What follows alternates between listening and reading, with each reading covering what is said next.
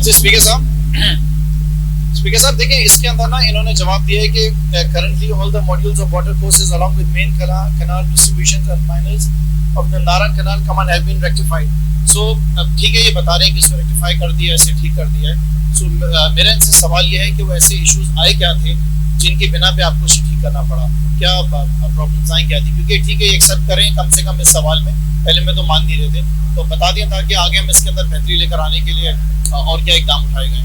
Sir ये बड़ा अच्छा सवाल किया है उन्होंने कि ये सूरत हाल शॉर्टेजेस की आई क्यों है. हमेशा बीइंग अ लोअर राइपेरियन सफ़र करता है कि पानी की शॉर्टेजेस जो हमारे पास सिंध में सबसे ज़्यादा पानी की शॉर्टेजेस होती हैं और जिसके ऊपर हम हमेशा प्रोटेस्ट करते रहते हैं. सर पानी की शॉर्टेजेस की वजह से हर कैनाल, हर डिस्ट्रीब्यूटरी, हर चैनल पानी की शॉर्टेजेस की वजह से सफ़र करता है. इसी वजह से जुडो के अंदर जो उनका पर्टिकुलर क्वेश्चन था, उन्होंने भी सफ़र किया पानी की शॉर्टेजेस की वजह से. और हमेशा जो टेल एंड हमारे हैं वो सफ़र करते हैं. खुरम शेरजमा साहब का ताल्लुक अर्बनाइज एरिया से है और जो हमारे एग्रीकल्चर के यहाँ पे बैठे हुए हैं, जोतई साहब भी बैठे हुए हैं, हमेशा सबसे ज़्यादा टेल एंड सफ़र करता है. और उसके लिए हम मेजर्स ये करते हैं कि वाटर कोर्सेज को साइज करते हैं जिस तरह से कोई पानी की चोरी न कर सके. वाटर लाइनिंग करते हैं जिस तरह से टेल एंड पे हम पानी पहुंचा सके. और ज्यादा शॉर्टेजेस भी हम रोटेशन भी करते हैं कि पानी को शॉर्टेजेस के जितनी बड़ी शॉर्टेजेस हो वहाँ रोटेशन करके वहाँ पे पानी की अवेलेबिलिटी करें. तो ये वो मेजर्स हैं. अप्रिशिएट कर रहे हैं कि मैं थैंकफुल हूँ सर.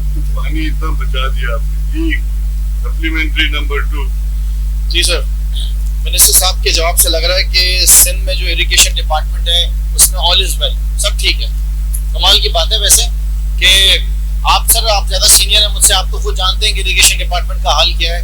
और इन्होंने साथ में ये भी लिख दिया है मिनिस्टर साहब ने कि जो डिस्ट्रीब्यूशन का तरीका कार है वो बिल्कुल इक्वली डिस्ट्रीब्यूट हो रहा है उस पूरे इलाके में, इंसाफ के साथ हो रहा है. सो मैं हैरान हूँ इस बात के ऊपर. मैं चाहूँगा कि वो इंसाफ के जरिए जो ये सारा पानी तकसीम कर रहे हैं उसका थोड़ा प्रोसीजर इस हाउस को बता दें कि क्या तरीकाकार इख्तियार किया जाता है. क्योंकि पानी दे देना, शॉर्टेज पूरी करना तो चले बात समझ में आती है, लेकिन इक्वल डिस्ट्रीब्यूशन के लिए वो क्या प्रोसीजर इस्तेमाल करते हैं वो जरा प्लीज बता दीजिए. क्योंकि हमने सुना है कि यहाँ पे जो बड़े बड़े जमींदार होते हैं उनके लिए पानी दे दिया जाता है, जो बेचारे छोटे होते हैं वो ऐसे ही सड़ते रहते हैं. सर मेरे भाई को मैं अर्ज करता चलूँ, टॉप टू बॉटम हम लोग को इनवाइट करें ना, आप इनको जी सर से शुरू करें, समझाने की कोशिश करता हूं. कश्मीर तक ले जाएं दरिया के साथ.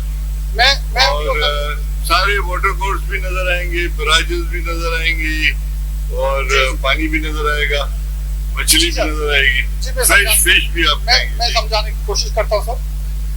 सर हमारे पास 1991 का एक वाटर रिकॉर्ड है. उस वाटर रिकॉर्ड में हर कैनाल का एक पानी का शेयर लिखा हुआ है और वो हर 10 दिन की बुनियाद के ऊपर हर कैनाल का, मेन कैनाल्स का शेयर लिखा हुआ है सर.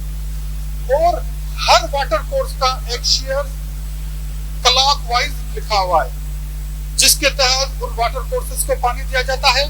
हाँ, हमें बताया जाता है कि इस दफा रबी के अंदर पानी की शॉर्टेज 17% है और वो शॉर्टेज हम अप्लाई करते हैं हर कैनाल के ऊपर. वही हर डिस्ट्रीब्यूटरी के ऊपर अप्लाई होता है, माइनर के ऊपर अप्लाई होता है. वाटर शॉर्टेजेस इस तरह अप्लाई करते हैं और पानी का शेयर भी हर कैनाल का, हर डिस्ट्रीब्यूटरी का, हर वाटर कोर्स का क्लॉक वाइज लिखा हुआ है. मैं इस तरह से हम पानी की डिस्ट्रीब्यूशन करते हैं जनाब वाला. जी स्पीकर साहब, थर्ड सप्लीमेंट्री आपको समझ में आया? जी सर. इस तरह डिस्ट्रीब्यूशन होती है पानी की. जैसे बेस्ट होता है अगर आप चले जाए ना, मेरी तरफ आए, मैं भी ले जाऊंगा अपने वाटर कोर्सेज भी दिखा दूंगा, बहुत पुराने वाटर कोर्सेज. अच्छा सर, थर्ड सप्लीमेंट्री है, इसमें इन्होंने यहाँ पे लिखा है कि moreover Nara canal area water board executing cement concrete lining schemes in main canal. So इसमें मैं इनसे पूछना चाहता हूँ कि what is the total cost of this scheme and इसको किस तरह इंश्योर करें कि इसमें अच्छी क्वालिटी का काम भी हो. और उसके साथ साथ जाहिर है कि जब इरिगेशन डिपार्टमेंट का नाम आता है और जब इरिगेशन डिपार्टमेंट की बात होती है तो स्पीकर साहब आप जानते हैं कि जो इसमें ऑडिट्स भी जो हुई हैं उसके ऊपर भी बहुत ज़्यादा जो है इल्ज़ामात इस डिपार्टमेंट के ऊपर लगते रहे हैं, करप्शन के और रेगुलरिटीज़ के बेज़ाब्तियाँ बहुत ज़्यादा हुई हैं। तो उसको किस तरह इंश्योर करें जो ये आखिरी वाली स्कीम इन्होंने इसमें शेयर की हुई कि उसके अंदर करप्शन ना हो, उसके बाद वापस भी ऑडिटर जनरल जो है ऑडिट रिपोर्ट्स आपके ऊपर ना लग जाए, बेज़ाब्तियाँ ना हो, तो किस तरीके से इंश्योर कर रहे हैं आप इसको? सर जो वाटर लाइनिंग की स्कीमें हैं, अच्छा नारा केनाल के अंदर जो हमने सीसी लाइनिंग की है, कह रहे हैं जो आपने लाइनिंग की है सीमेंटेड, उससे कैसे बचाव होता है पानी का? जी सर।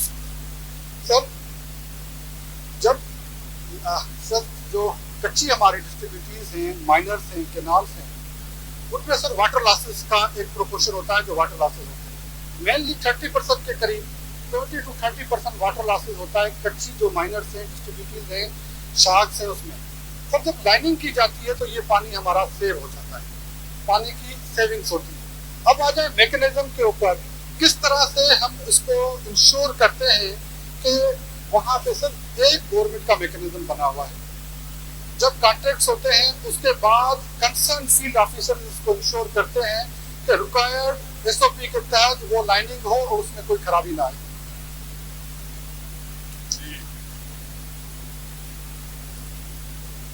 शुक्रिया स्पीकर साहब। मिनिस्टर साहब ने बताया कि पानी की लीकेज और नुकसान को कम करने के लिए कैनाल्स में, ब्रांचेस में और माइंस में सीमेंट कंक्रीट की लाइनिंग शुरू कर दी गई। इसकी अच्छा कदम है, पानी सेव होता है इससे।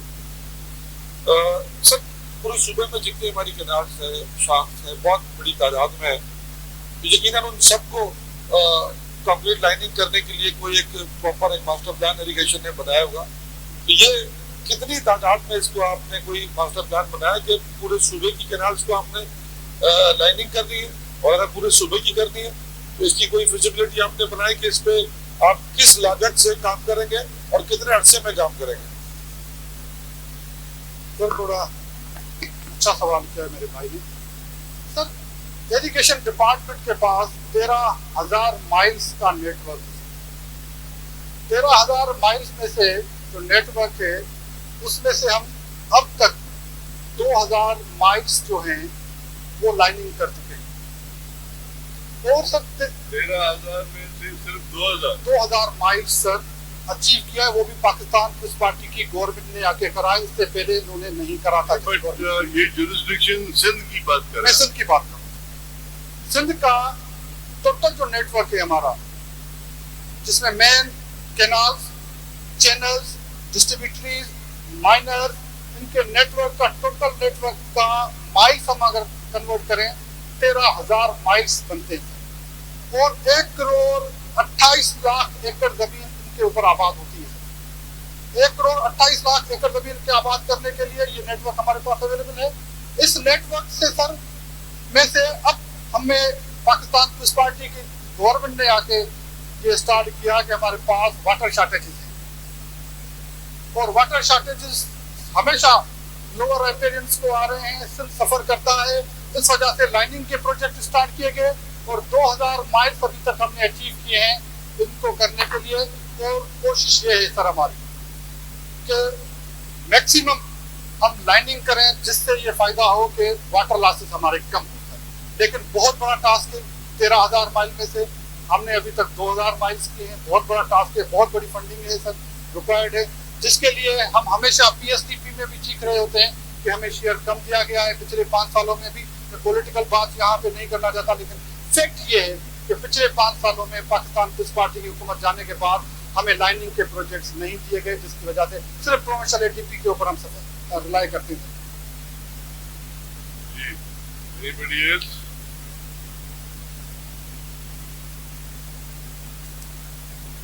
Question number 1264, Ghazala Syar sir.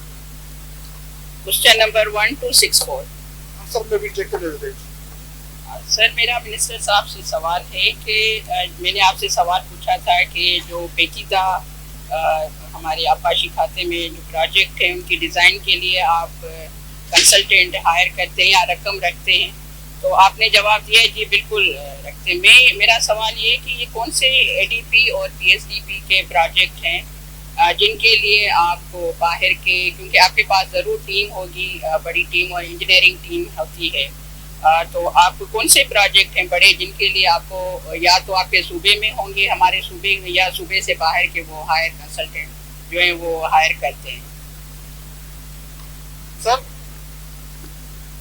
हमारे पास वो प्रोजेक्ट्स सर कॉम्प्लेक्स प्रोजेक्ट्स होते हैं जिसमें हमें कंसल्टेंट हायर करने की जरूरत पड़ती है, और उसमें सर हम लोकल कंसल्टेंट भी हायर करते हैं और बाहर के कंसल्टेंट भी हायर होते हैं। ये प्रोजेक्ट के स्कोप के ऊपर होता है सर, हर प्रोजेक्ट का स्कोप वेरी करता है सर। किसी में स्ट्रक्चरल कॉम्प्लेक्स अगर कोई प्रोजेक्ट है तो उसमें उस तरह के कंसल्टेंट्स हायर किए जाते हैं।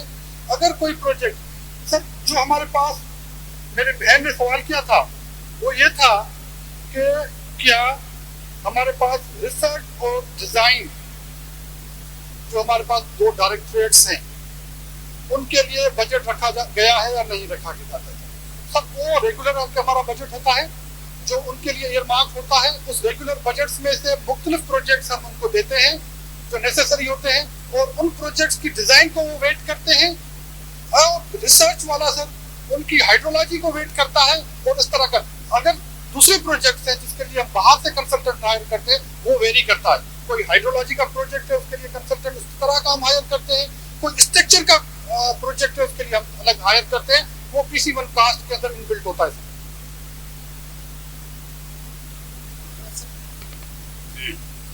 सर मेरा दूसरा सवाल ये है कि जब ये फ्लड आते हैं जिस तरह भी, उसके लिए आप की टीम या आपकी इंजीनियरिंग टीम वो प्रिपेयर होती है कि रिसर्च वगैरह और डिज़ाइनिंग के, जिस तरह अभी हमारे सिम नाले वगैरह ये सारे टूट गए थे, बह गए थे, उसके लिए आप क्योंकि ADP स्कीमों में ये रखे जाते हैं प्रोजेक्ट, उसके लिए पहले से आप तैयार होते हैं या उनके लिए रिसर्च वर्क होता है आपके डिपार्टमेंट में?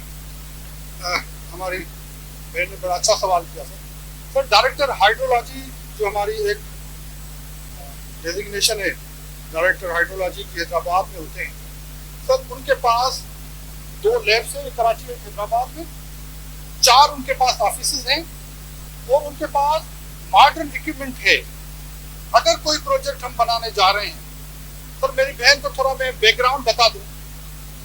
जब सक्खर बैराज बना था तो उसका जो मॉडल था वो पुणे इंडिया में रन किया गया, उसकी रिसर्च वहां पे हुई सर। मॉडल को मैं एक्सप्लेन कर दूं, इस बड़े प्रोजेक्ट को जब सक्खर बैराज के बनने का वक्त आया तो उस वक्त सर उसका एक छोटा सा मॉडल एक लेबोरेटरी में चलाया जाता है, रन किया जाता है, और उससे उसकी नेगेटिव्स पॉजिटिव्स उनका पता चलता है कि इस मॉडल का, इस रिवर का, इस बैराज का बिहेवियर क्या होगा, जिसके ऊपर सर ये स्टडीज होती हैं सर। फ्लड के हवाले से मेरी बहन ने बड़ा अच्छा सवाल किया। जो अब फ्लड आया है सर, उसको भी मैं इनको दावत दूंगा, हमारे ऑनरेबल MP साहिबान को। हैदराबाद में हमारी लेबोरेटरी है, इस फ्लड को भी सर जो 3 महीने चला था उसको हमारी लेबोरेटरी में 1 दिन के अंदर चलाया जाएगा, और उसके नेगेटिव पॉजिटिव इंडस रिवर के अंदर या मुख्तलिफ हमारे जो ड्रेनेज नेटवर्क के अंदर उनको नेटवर्क उसको छोटा सा प्रोजेक्ट करके चलाया जाता है, और उसके नेगेटिव और पॉजिटिव पता चलते हैं।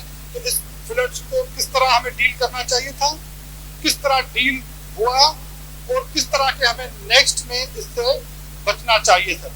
कोई छोटा प्रोजेक्ट अगर हम बनाते हैं, हमारे यहाँ पे ऑनरेबल MP मेरा ख्याल में तारक भी बैठे हुए हैं, और बदीन से ताल्लुक रखने वाले सर, इस दफा हम सर एक बना रहे हैं बदीन के अंदर सुल्तानी, वहां के लिए जो लाइनिंग भी कर रहे हैं, और उसका सोर्स जो है उसको चेंज कर रहे हैं। उसमें एक हर्डल ये आई थी कि सुल्तानी जो प्रोजेक्ट था हमारा वहां का, वो हार्ड फ्लो था और टेल नहीं कर रहा था।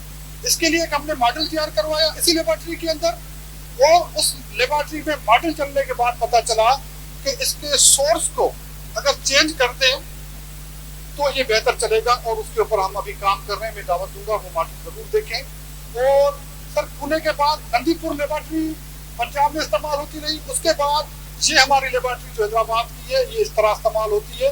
फ्लड्स हों, नए प्रोजेक्ट्स हों, और नए जो ब्रिजेस बने हैं, इवन हमारी जो हमारे नए ब्रिजेस बने हैं उनको भी वेट ये लेबॉर्ट्री करती है कि किस तरह के ये ब्रिजेस बनने चाहिए और ये इस ब्रिजेस का यूजफुल होंगे नहीं होंगे, कितना पानी क्रॉस करेगा, तो वो भी ये वेट करती है लेबॉर्ट्री से।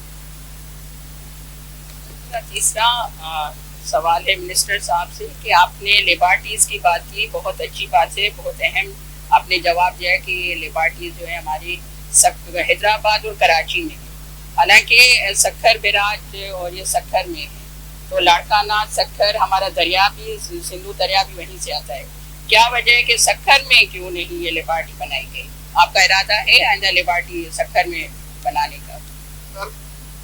सर लेबॉर्ट्रीज का जो स्कोप है वो ये होता है कि प्रोजेक्ट्स के लिए एक छोटा प्रोजेक्ट हम बनाएं और वहाँ पे इसको रन करें।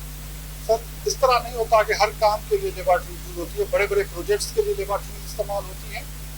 हमारी तो ख्वाहिश है हर जिले के अंदर हो, लेकिन सर लेबॉर्ट्रीज पहले सारे सिंध का काम नंदीपुर में होता था, पार्टीशन से पहले सारा काम पुणे के अंदर होता था। अब ये काम जो है पाकिस्तान बनने के बाद हमारे यहाँ सिंध में होने लगा है, और अगर इतना बड़ा काम बढ़ गया और एक लेबॉर्ट्री से ज्यादा हो गया, यकीनन सक्खर में नहीं बनाएंगे, क्यों नहीं बनाएंगे।